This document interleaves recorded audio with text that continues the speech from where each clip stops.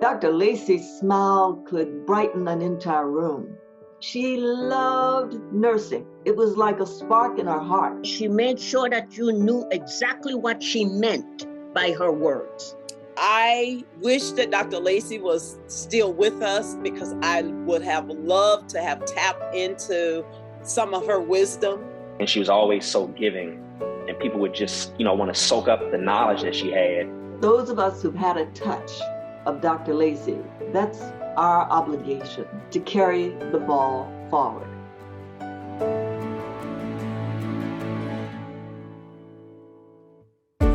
Dr. Bernardine Mays Lacey was a distinguished educator, political advocate, researcher, clinician, leader, and much more. In her career, she accomplished her many achievements in spite of the racial culture in which she was raised. Her story offers an opportunity to learn from the not-so-distant past and to explore some of the difficult truths about racism in nursing. And in honoring her legacy as a triumphant leader who endured these times, we can provide positive influence to the nurses of today and tomorrow. Even after her passing, Dr. Lacy and her story continue to inspire, motivate, and lead others in shaping a more just and diversified future in healthcare and nursing.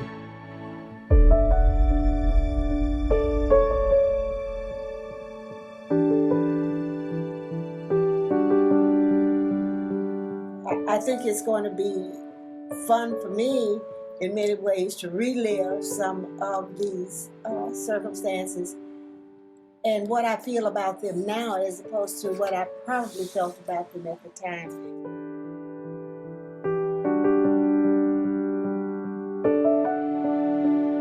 Dr. Bernardine Mays Lacey was born in 1932 in Vicksburg, Mississippi, the only child of hardworking parents.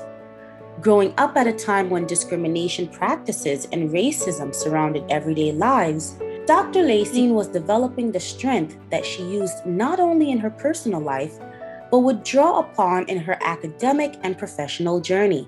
I was born in 1932 when I was 5 or 6, whenever you enter school. I started at St. Mary's Catholic School. And I remember my father working at the hotel. It was only after I matured, grew up, and understood the significance of what Vicksburg meant to the Civil War and what this was really all about. Dr. Lacy graduated from nursing school in 1962.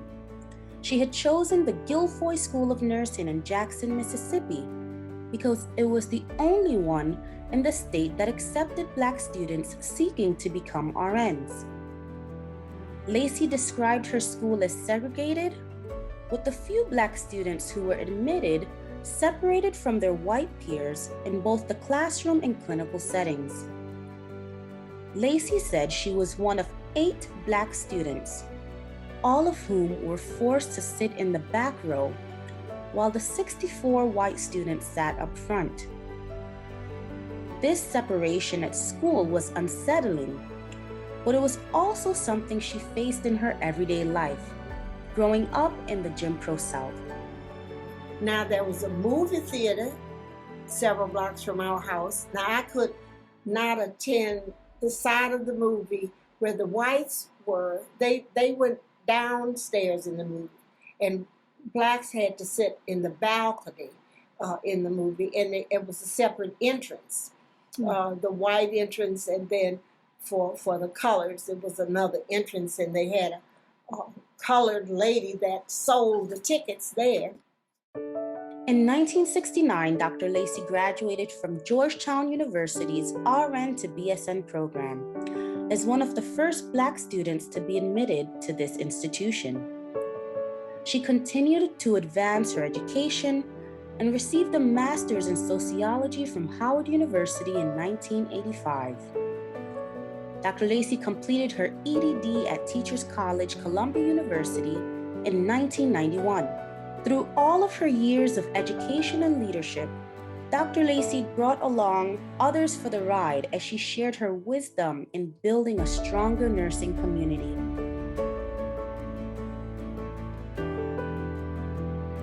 There was, I call them the mentoring posse of Black women, of strong, incredibly gifted Black women.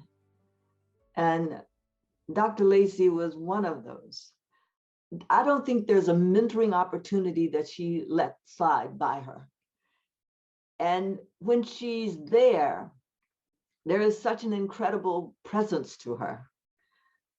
It's not just about the way she dressed, although she was Miss Flamboyant and beautiful and incredibly gifted to let everyone know she was present. But it was more than just what she presented. It was so much of that giving and caring that she seemed to carry and generate inside of her and shared with anyone who could get within some level of a distance from her. You could feel it, and it had no color attached to it, but there was a special gift that she gave to those of color who she knew probably had struggled in ways that she may have struggled also. We got involved through issues around nursing and increasing diversity and integrating through some of the ANA issues and issue forums, and through the National Black Nurses groups that were forming all across the country in the 70s. So I first met Bernardine, I guess, in the late 70s, early 80s is the first time I met her. I would say that one meets Dr. Lacey before you even meet her. I was on the board of the American Academy of Nursing for a number of years, and Dr. Lacey, as a living legend to the Academy, as a very active member, was always very engaged as a fellow with the board and as a leader, because she had such a strong health policy leadership nationally in psychiatric mental health nursing, was active on our expert panel in psychiatric mental health nursing, and also because of her leadership in the District of Columbia for care of homelessness and nurse-driven care. We would often refer to her work as an exemplar, and she would also be very engaged to reach out to leadership in the Academy for the sake of helping to further the networks, helping to make introductions, and also giving little tweaks now and then for what it is that we're should be doing, in her opinion. For me, she was Nana. From as early as I can remember, that's the name I had for her, we had for her. Even her adopted family would call her Nana. She had a long road to get where she got to, and she did not stop. Bumps in the road and people that were trying to stop her progress. I won't mention any names or anything, but there were people in the way, and she just she didn't stick it in people's faces or anything. She wasn't that kind of person. Like you say, she did it gracefully, and she just kept moving forward. She didn't really get into a lot of back and forth with people, which I really admired about her. And I follow that. I follow in her footsteps with that. But anyone in her way, her revenge, I guess, if you want to use that word, she didn't really go after revenge on people. But the best revenge for her was just success. That she was very personable, and I can't even think of how many mentees she had that actually became family. Dr. Lacey, for every aspect of my life, she was just there, just poignant. This is what's gonna happen. You're gonna get this building. And besides the personal thing of her pouring into my life, she was my board of visitor chair, which is like the board of trustees for our college. And so she was my chair. So she might call me at 6 o'clock in the morning and say, this is what we're gonna do for not just nursing, but we're gonna bridge this gap with radiation therapy. We're gonna bridge this gap with occupational therapy. Here's what you're gonna do with physical therapy. She was just involved in every aspect of my life. You could feel the energy. She was just the energy. She was so inspiring. And, you know, when I could get just 2 words or so in, because she was surrounded by so many people, all I could say was, thank you so much for all of the advocacy work that you're doing. You have inspired me. And I believe that is one of the reasons why I am so enthralled and deeply engrossed in this work. Met Dr. Lacey through my relatively new role at Bowie State as provost, because I was really trying to enhance the nursing department at the institution. And so when I interviewed Dr. Lacey, it was as if I had known her for years. And she shared with me her experience at Western in Kalamazoo, and where they gave her the honor of a naming opportunity, and we just kind of chatted. And so immediately she knew that we had to do something different at the institution if we wanted the students to be successful.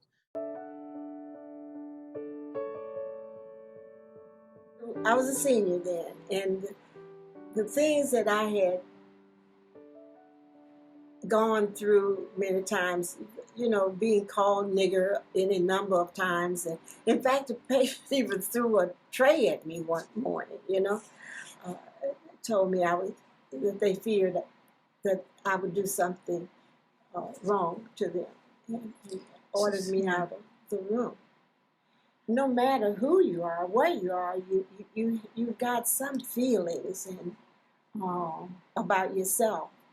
And my mother had said to me, don't let anything or anyone make you feel less than. There is an incredible journey that Black women face in terms of moving out of a Southern way of educating Black women to a more national, international stage that Dr. Lacey took up. And she owned the stage. After the George Floyd murder, she was just so devastated, as many people were, that she said, I just need to speak with you.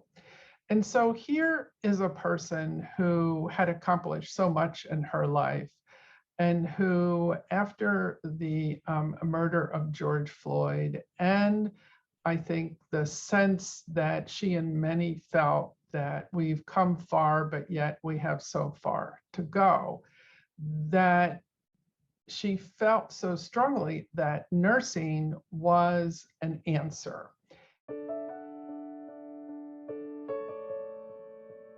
Since the modernization of nursing, registered nurses have made it their mission to permeate barriers of leadership, politics, and the law, to name just a few. In this effort, Dr. Lacey paved the path and led the way. In her career, she had several leadership positions, including founding dean and professor at Western Michigan University School of Nursing in Kalamazoo,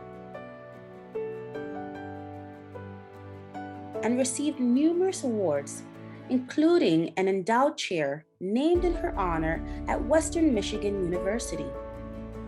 Lacey became a fellow of the American Academy of Nursing in 1990 and a living legend of that organization in 2014. And she was awarded the prestigious McManus Medal from the Nursing Education Alumni Association of Teachers College, Columbia University in 2015. Dr. Lacey also received well over $2 million in grants to develop programs such as nurse-managed centers for those living in homeless shelters and for educational support of diverse students in nursing.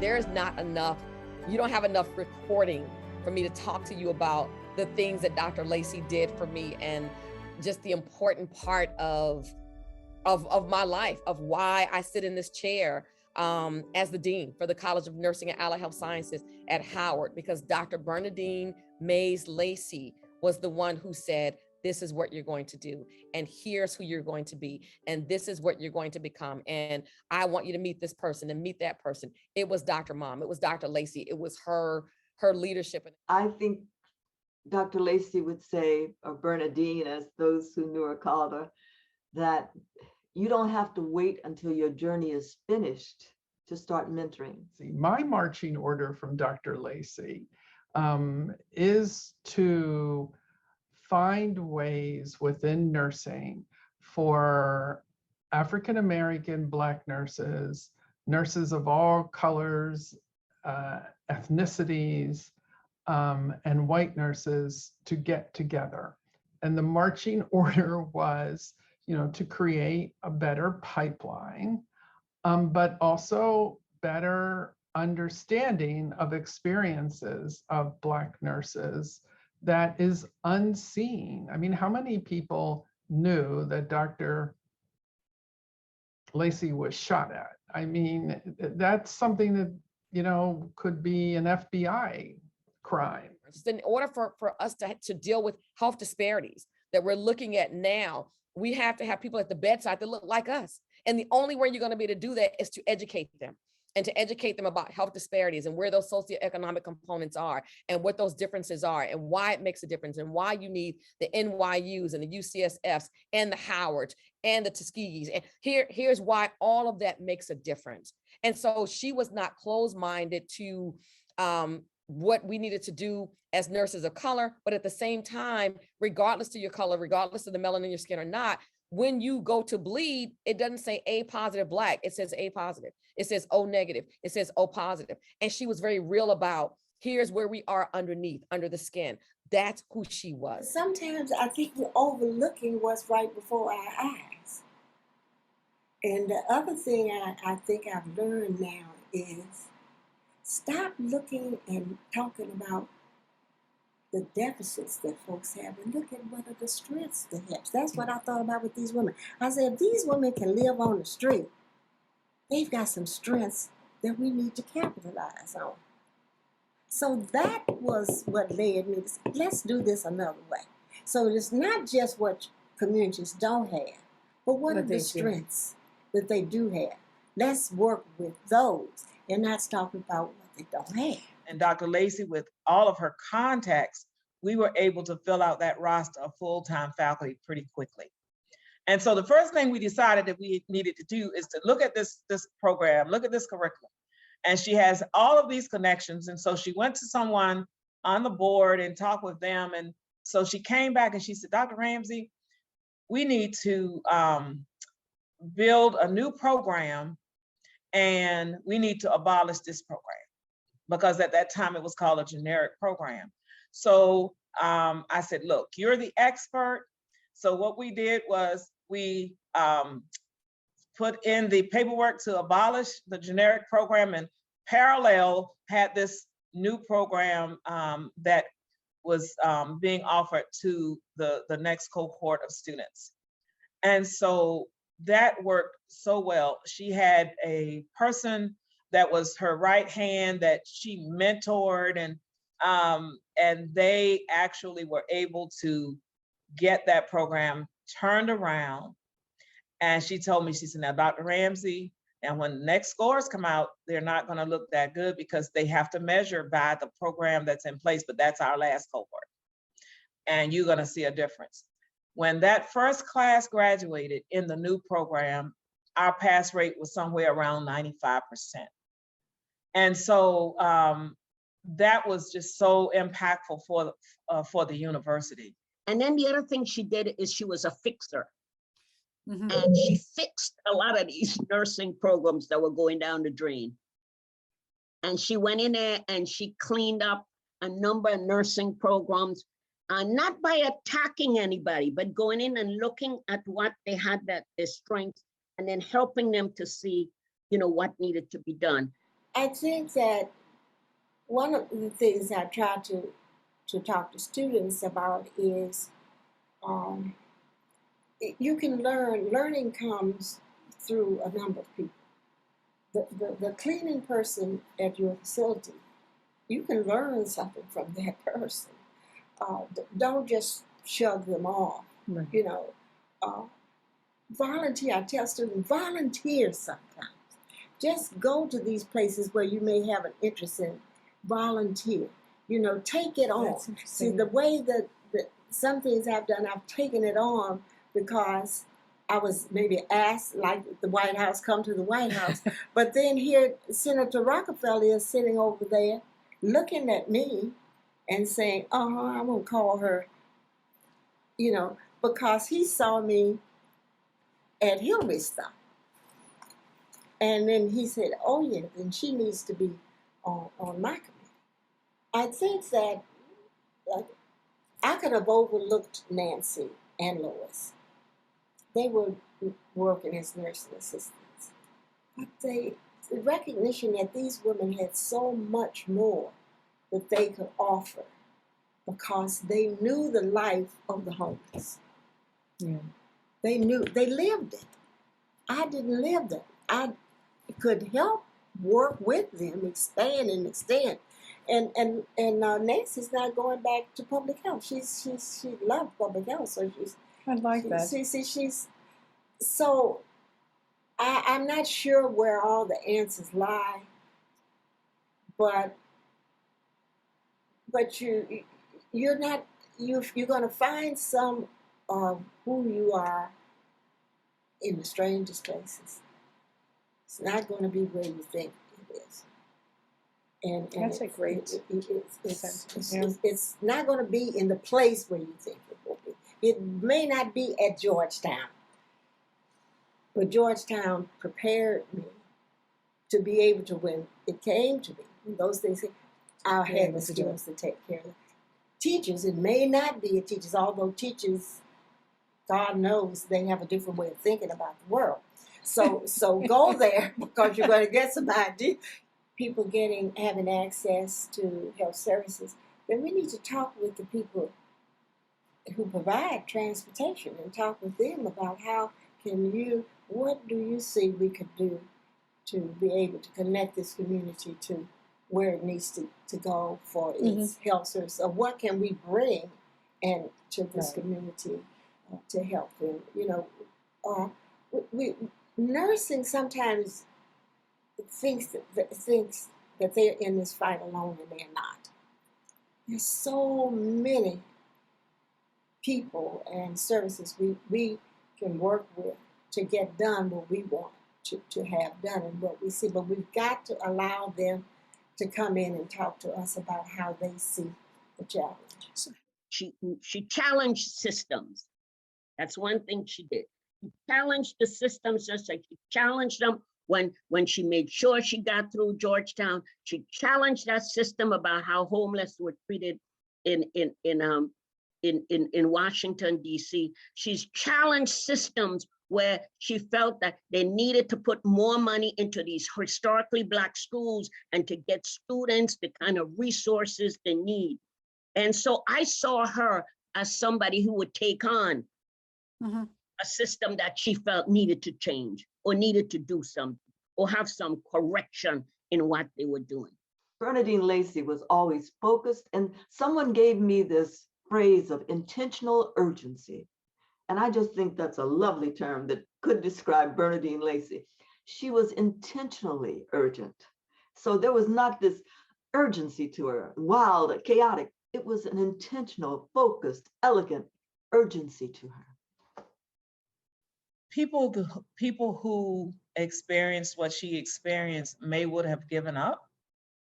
But the thing that is so great is she didn't become a victim and did not have a victim mentality and no woe is me, just kept it moving.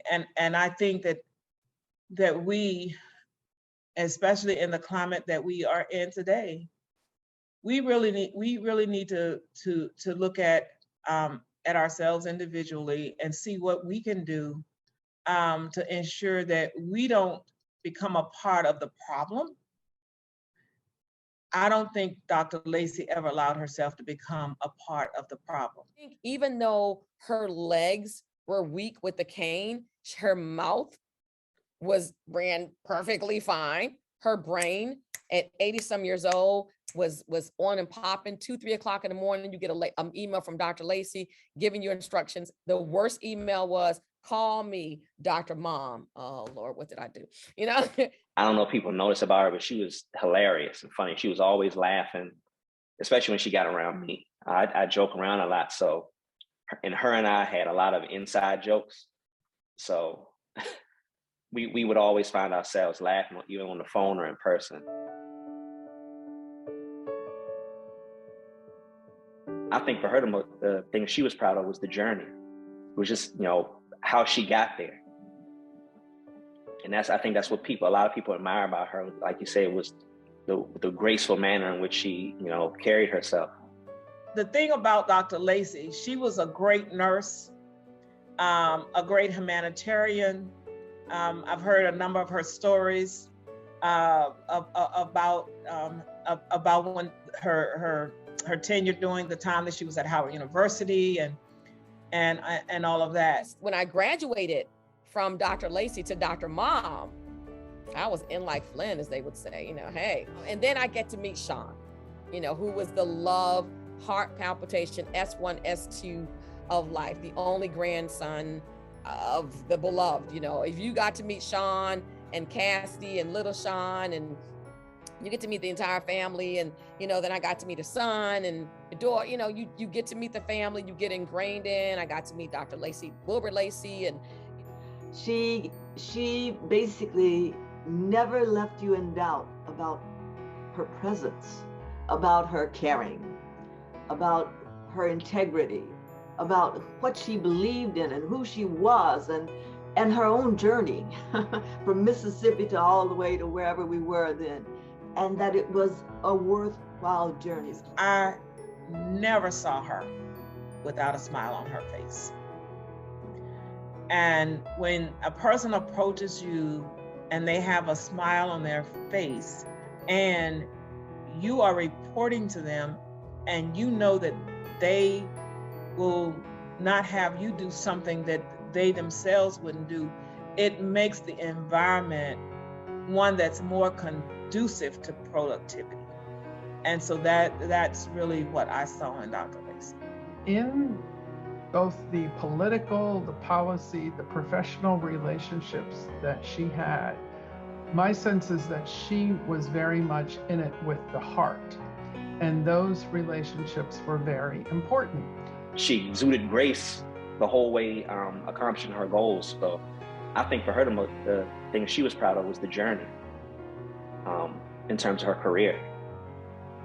It was just, how she got there.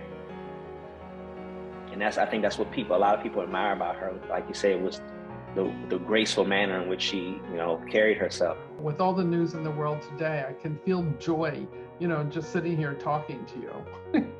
So thank you, Bernardine.